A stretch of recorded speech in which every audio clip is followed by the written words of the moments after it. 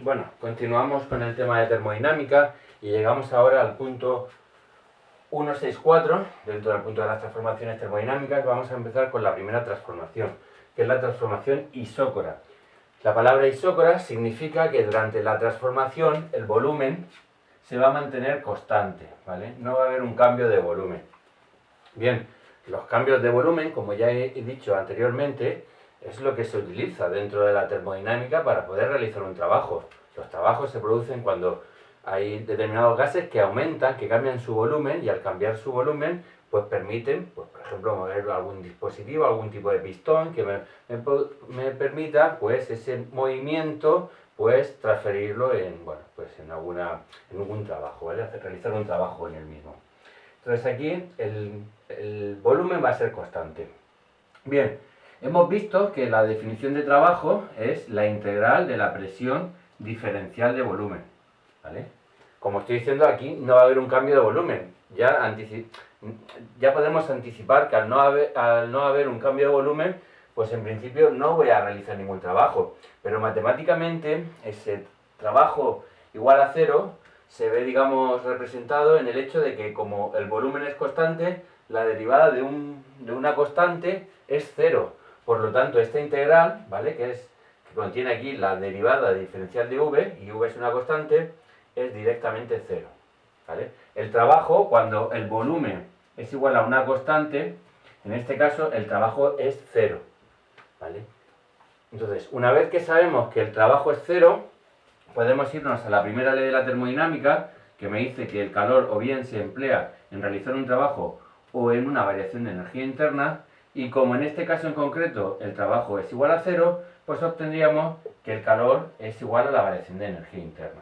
Esto es simplemente, esto es solo válido cuando el volumen es constante, ¿vale? Entonces, bien, pero ¿cuánto vale el calor? ¿Vale? Nosotros hemos visto que el calor es la masa por el calor específico por el incremento de temperatura. Bien, normalmente este calor específico, bueno, pues se puede dar tanto en calorías o en julio partido por mol y grado Kelvin, o en calorías partido por gramos y grado centígrado o Kelvin, perdón, ¿vale? Entonces, lo que vengo a decir es que esta masa, bueno, si en lugar de meter la masa en gramos, metemos la masa en moles, pues simplemente el calor específico, en lugar de dárnoslo como calorías, por ejemplo, partido por gramos y Kelvin, pues nos lo darían en calorías partido por número de mol, ¿vale? Mol y por Kelvin. Esta ecuación la podemos, digamos, en ella podemos cambiar la masa por el número de moles. Normalmente en los problemas vinculados con motores trabajamos con número de moles. Los problemas en los que estamos mezclando una determinada cantidad o una determinada masa de hielo con una determinada masa de vapor de agua o de un líquido, pues sí que trabajamos con esta ecuación con el número de moles. Pero en este caso es mejor trabajar con la masa, perdón, en otro caso trabajamos con la masa, pero en este caso es mejor trabajar con el número de moles, ¿vale? ¿Qué quiere decir esto? Bueno, pues que tenemos esta ecuación. Lo que pasa es que en este caso, ¿vale?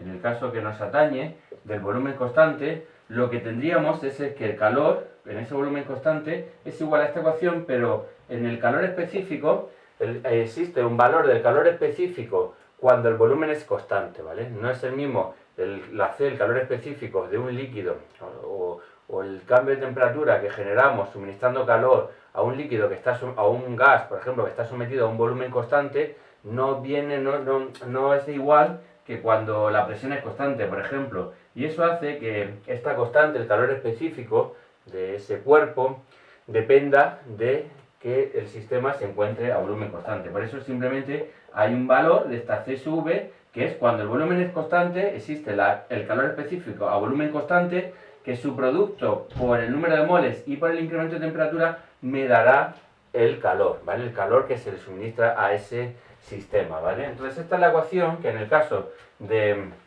los procesos isócoros, donde el volumen es constante, utilizaremos para calcular el calor, ¿vale? Entonces, si quitamos la primera ley de la termodinámica, nos quedaría, mirad, que el trabajo cuando el volumen es constante es cero, el calor cuando el volumen es igual a una constante es n por esa c a volumen constante por el incremento de temperatura, y como hemos visto por la primera ley de la termodinámica,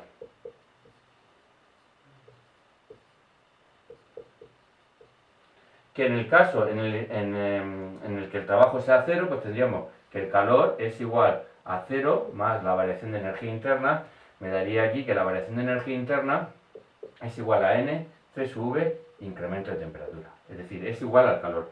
¿Pero por qué estoy escribiendo ahora la variación de energía interna? Porque en uno de los puntos anteriores hemos visto por la ley de Joule que la variación de energía interna solo depende de la temperatura, ¿vale? La energía interna solo depende de la temperatura. Por eso, el hecho de que aquí el volumen sea constante, para la ecuación de la energía interna, da igual, porque ya no depende del volumen. Entonces, como solo depende de la temperatura y ya hemos encontrado su dependencia con la temperatura, pues podemos concluir que esta ecuación siempre va a ser válida para hallar lo que vale la energía interna. Es decir, la energía interna, la variación de energía interna de un sistema siempre va a ser igual al número de moles por el calor específico a volumen constante por el incremento de temperatura. Y esto va a ser fijo, independiente de la transformación.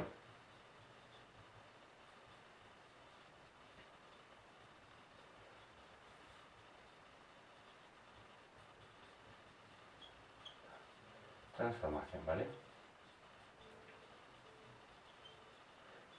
Esta ecuación la podremos utilizar siempre. Estas dos en concreto solo las podremos utilizar en el caso de que el volumen sea constante. Pero esta ecuación de aquí la iremos repitiendo constantemente en los distintos procesos, ¿vale? El siguiente proceso que tendríamos es el que se produce cuando la presión es constante.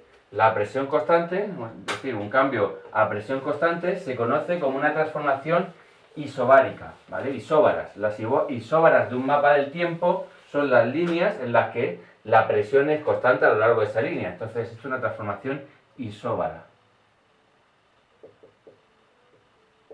Isóbara significa que la presión en este caso se va a mantener constante.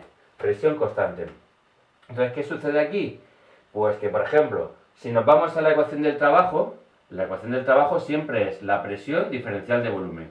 Pero en este caso en concreto, ¿vale? La presión es constante. Que sea constante implica que no depende del volumen. Como no depende del volumen, lo podemos sacar fuera de la integral, quedándonos entonces P integral del volumen inicial hasta el volumen final de diferencial de V. ¿Y qué nos queda aquí? Pues la presión por volumen final menos volumen inicial, ¿vale? Simplemente la integral de diferencial de V que me da directamente el volumen. Y esta es la ecuación, ¿vale?, que me da el trabajo en el caso de que la presión sea constante. P y volumen final menos volumen inicial, ¿vale? Una ecuación bien sencilla. Bien, esta es la primera ecuación. Ahora, vamos a pasar al calor.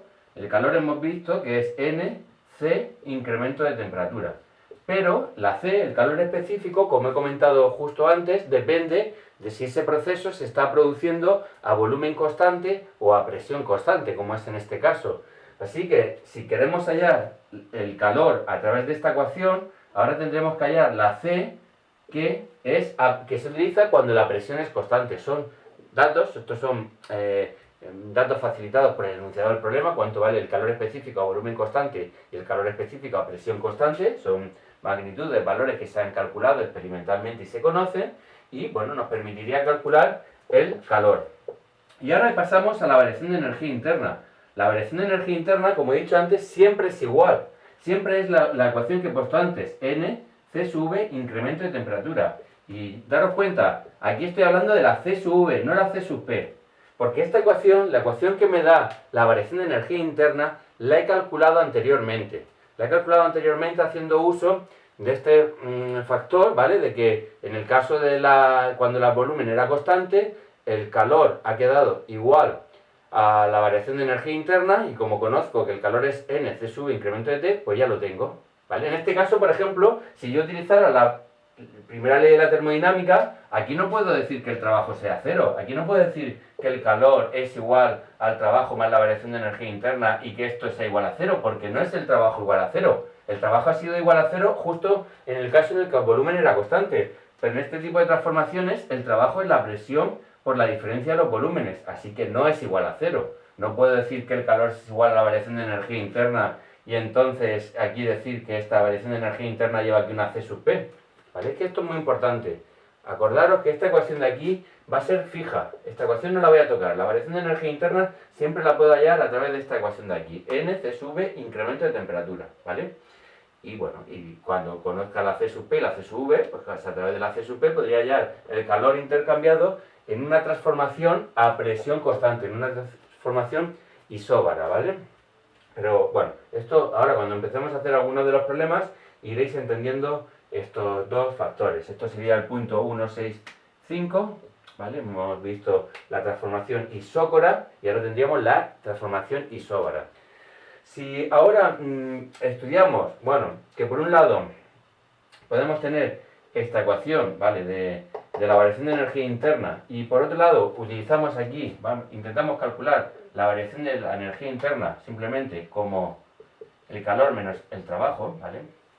Si desarrollamos una igualdad a través de esta variación de energía interna y esta variación de energía interna, podríamos hallar lo que se conoce como la ley de Mayer, ¿vale? La ley de Mayer simplemente me dice la relación que tengo entre la C sub P y la C sub V. Es una relación bastante simple de explicar, que, bueno, en algún curso lo he hecho en clase y bueno, posiblemente hago un vídeo en concreto para explicarla, pero aquí simplemente os comento que si partimos de esta igualdad, que la variación de energía interna es Nc sub incremento de temperatura, y además utilizamos la primera ley de la termodinámica para hallar también la variación de energía interna, llegaríamos a la ecuación de Mayer que me dice que el calor específico a presión constante menos el calor específico a volumen constante es igual a la constante de los gases ideales, ¿vale? Esto es lo que se llama como ley de Mayer. No es que la tengáis que saber de memoria, en algunos exámenes, bueno, pues la pongo dentro de los datos del problema para que, bueno, podáis calcular C sub P o C sub V si solo conocéis la otra variable. Normalmente R es un dato del problema, pero bueno, en la mayoría de los casos yo os facilito tanto la C sub P y la C sub V. Pero ya os digo, haciendo uso de esta doble igualdad, podríamos hallar esa relación, la relación de Mayer. Quizás ahora, como estamos dando la docencia a través de este nuevo sistema, pues le dedico un vídeo concreto para explicar la relación de Mayer. Así que nos vemos en el siguiente vídeo con nuevas transformaciones termodinámicas de los gases ideales. Hasta ahora.